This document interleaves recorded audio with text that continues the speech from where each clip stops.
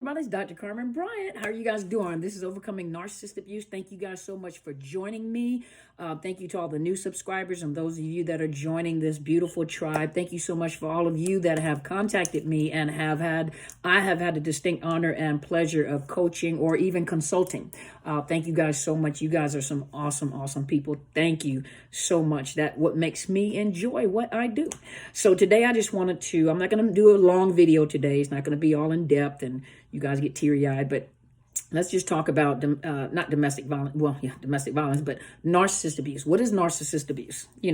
Narcissist abuse is domestic violence. That's what it is. It just so happened that the person that is doing the abuse, the abuser, the perpetrator, is a person that may have narcissistic personality disorder or some other disorder, like any kind of disorder, but personality disorder, such as antisocial personality disorder, borderline personality disorder, histrionic personality disorder, narcissistic personality disorder. That's the cluster B personality disorders.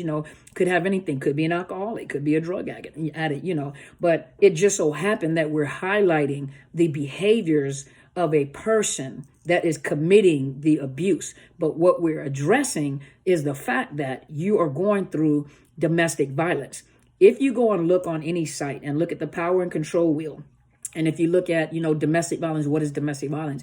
It lays out exactly what domestic violence is. Now, I'm just going to use this I'm going to use this number as just as an example. Let's say you have 4 things here that describes domestic violence. Well, that narcissist is going to fit those 4 things plus an additional 5 or 6 other things that go along with it.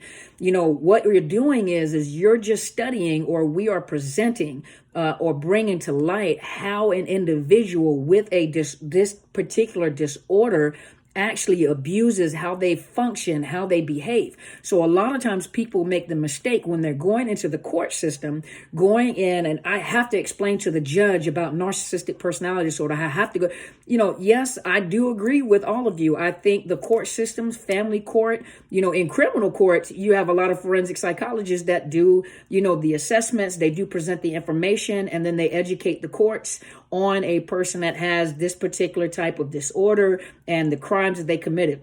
When you're in family court, that's not criminal court. In family court, you're dealing with laws, division of property, child support, visitation, those kind of things. This is not one of those trials where you have 12 jurors that are, that are there to listen to you explain and bring your case. And we need it's about facts. That's what it is. And when you're going into the family court system, unless the judge is asking, did each one of them get a mental health diagnosis? What is the diagnosis? What does that mean? And you have a forensic psychologist may come in there to explain, people that have this particular disorder is known statistically, these are some of the behaviors of those individuals. This is what happens. But when you're going into the court system and you're dealing with the court system, they want to know facts. So you're coming in, and what most people are trying to do is describe the person.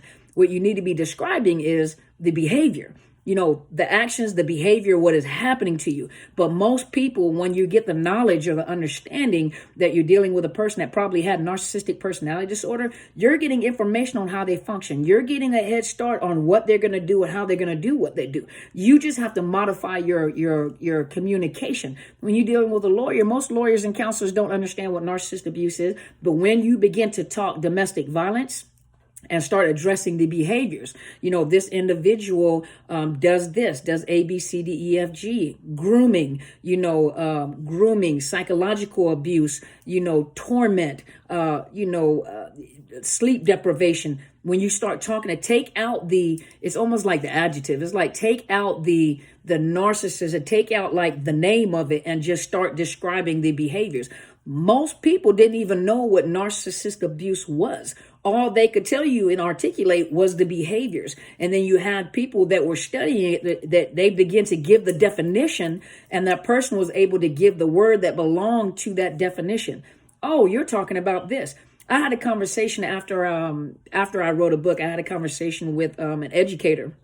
And we were just talking about something. And I was very careful not to use the term narcissist. And so I began to describe the behavior, and I said, the individual may do this. The educator, who was within the school system, the educator said, that sounds like a narcissist. because we're educating people on the behavior, on the thought process, on their MOs, like the method of operation. We're teaching people how these individuals think, it's giving you a head start. It's like being in the military and you're giving the battle plan. So you're giving the whole plan so how the enemy is going to operate. You already know some of the things that they're going to do. So you have to prepare yourself for this warfare. You're preparing yourself because they're not going to change. And most of them are pretty, what's the word I'm looking for? Methodical. There we go. Methodical. Most of them are they're habitual. They do things out of habit. That's what they do, and most of them have a pattern. And if you pay attention to the pattern, a lot of them are so manipulative and so charismatic, and they have done it for so long, the hand is quicker than the eye. It's like the magician. The hand is quicker than the eye. But you're learning this information. So as it's happening, you're picking up on it. If you step back, you're like, wait a minute, it's that red flag. That doesn't mean I need you to describe the red flag. No, you've gotten the information, and that feeling that you get like, something's not right, or I need you to hurry up and make a decision. Let me think about it. And then that person is making you feel bad because you won't hurry up. That right there is your red flag. Why are you rushing me to make a decision? Because, we only have one chance and we need to do it right now. It sounds like a sales pitch. It doesn't let me think about it. I'm not going to rush into anything. Boundaries. You already know that they don't like boundaries. When people have boundaries up, boundaries are to protect you. Psychological boundaries of what you will and will not accept. Do you know that you train people on how they should treat you? You train people on what is acceptable and what is non-acceptable. So a lot of times when you've allowed a person to do one thing for a long time without really realizing it, and then you finally realize and you go back to change, and you decide that that's not what you want, they're offended because why did you change? What's wrong with you? What's going on? Who have you been talking to? Because they've trained you a certain way as well, and so when you finally have that aha, that epiphany, that revelation, that something is not right, and a narcissist will pick up on the fact that you have noticed something and something is not right, and you become more aware, or you don't react the way that they have trained you to react. So they know that they don't know, but they know that you have picked up on something has changed, and why is this not working like it used to? Who have you been talking to? Because now they know that somebody has implemented some information to you that's giving you some truth. What was it my mentor said just yesterday? I was just watching a video. The highest form of reality is truth. You can have perception. There's perception. There's what I see, but that's the reality. But the highest form of perception is a perception. What did I just say? The highest form of reality is truth. And the truth is you've just gotten some information. And when you've got truth and you've got understanding, that knowledge, and you got understanding, and they're doing things out of habit because they're comfortable, because they've done things with you so much out of habit that all of a sudden it's not that easy to do anymore. I know that's kind of funny description, but all of a sudden that wheel has been rolling, and all of a sudden it doesn't roll as smooth as it used to roll. It's something they know when there's some kind of monkey wrench in their tire, and all of a sudden you look like one of those dogs, and they're watching you like, hold on, didn't Carmen just talk about that on the video? So you normally hear them say, who you been talking to? Why all of a sudden you changed? And they'll look at you too like, why all of a sudden you changed? Who you been talking to? What's wrong with you? Why are you changing? It's not the fact that you're changing. You have become knowledgeable. You've gotten some revelation. You've had an epiphany. That knowledge is starting to register, and you're beginning to see what you've been taught. But remember, when you're dealing with domestic violence. It just so happens that you're dealing with domestic violence, and you're getting more insight on the behaviors of a person that possibly has narcissistic personality disorder, or the previous term for antisocial personality disorder was psychopath, sociopath, or you're dealing with, they have all the terminology, the over, meaning that's very obvious. That person is usually on the lower scale, the over ones, where it's very obvious, their behaviors, they're aggressive. Those are the ones that don't mind abusing or killing people.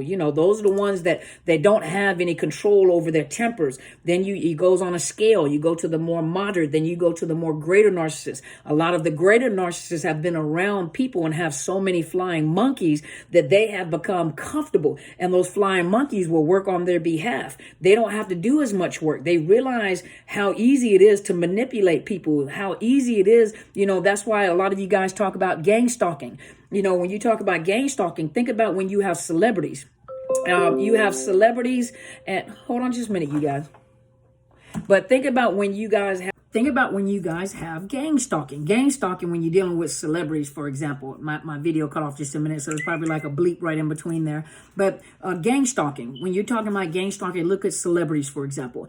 And let's say we're just talking about a celebrity that may or may not be a narcissist. One that may or may not be a narcissist has a following that feels obligated to protecting that star. And so what happens is that anyone that they may have beef with, term beef with, or if anyone says anything negative about that star does not have to fight on their bed. They don't have to do anything. They don't have to come out of character. They don't have to be seen a certain way or, embarrassed in public. They can maintain their character. They can maintain their, their facade. And I'm talking about like ones that are narcissists, perhaps, but they'll have people that are in their followings that have become flying monkeys to fight their battles for them. They'll stalk you on Facebook. They may come by your house, anything to harass you, anything to shut you up, anything to bully you. That's basically what gang stalking is. But I'll do a video on gang stalking, because I know someone has asked me to do gang stalking. But you have to remember that what you're dealing with is domestic violence. And we just have to pay attention at how we articulate the abuse, because the abuse is domestic violence. So we have to be careful how we articulate the abuse. You're bringing attention, you're bringing focus on the behavior, and on these videos, you're getting insight on how a person with narcissistic personality disorder functions, how they think, how they operate. That makes you more knowledgeable. But remember, you're dealing with domestic violence. You're just dealing with domestic violence, but you're dealing with domestic violence with an individual that has a disorder, some type of personality disorder, some type of dysfunction. And just so happens we're talking about the ones that have narcissistic personality disorder. But remember, we can't just diagnose them because they're not in a clinical setting to diagnose them, but we're becoming aware of how these traits look. What does it look like for a person to have these traits and operate with these traits, to identify these traits? And, it takes a professional to diagnose them, but a lot of you have seen either 5 out of 9 of these traits or all 9 of these traits. So you're getting knowledge. And remember, once you get knowledge, they know that they know that there's something that you didn't know before, because you're beginning to change in your behavior and your attitude. But knowledge is power. Remember that. So thank you once again for tuning in. This is Dr. Carmen Bryant. Make sure you subscribe to my YouTube channel, Overcoming Narcissist Abuse. Make sure you go to my mentor's YouTube channel. It's Helen Sadler, Destiny Helper. Make sure you share these videos, because you never know who in your family, in your friends, in your circle has been experiencing narcissist abuse. You're surprised. A lot of you found out after these videos, and it became very obvious when you were able to identify the behavior in other people's relationships, or they came to talk to you, you had knowledge and you were able to talk to them about what they were going through. But as I always say, thank you guys so much for your support. And look right up underneath the YouTube video. You can see where you can purchase my book. It is Unmasking the Illusion of Perfection, Amazon, Barnes & Noble. If you need coaching services, please email me at drcarmenbryant@outlook.com. You can find that link, I think, underneath my video, or in my community tab is my email address. And you're welcome to contact me in reference to fees. If you're in the state of Washington, that's the only place that I offer counseling, because I am licensed in the state of Washington. You're welcome also to ask me questions in reference to counseling. I have a Facebook page, Overcoming Narcissist Abuse and Psychological Health Consultants and Services. You're welcome to follow. Those of you that are seeking counseling and need online counseling, some of you guys are still at home, you can go to my sponsor link, which is betterhelp.com/Dr. Carmen, and you can vet counselors, ask them questions about post-traumatic stress, psychological abuse, domestic violence. Remember wording. Some people don't understand what narcissistic abuse is. That's the person.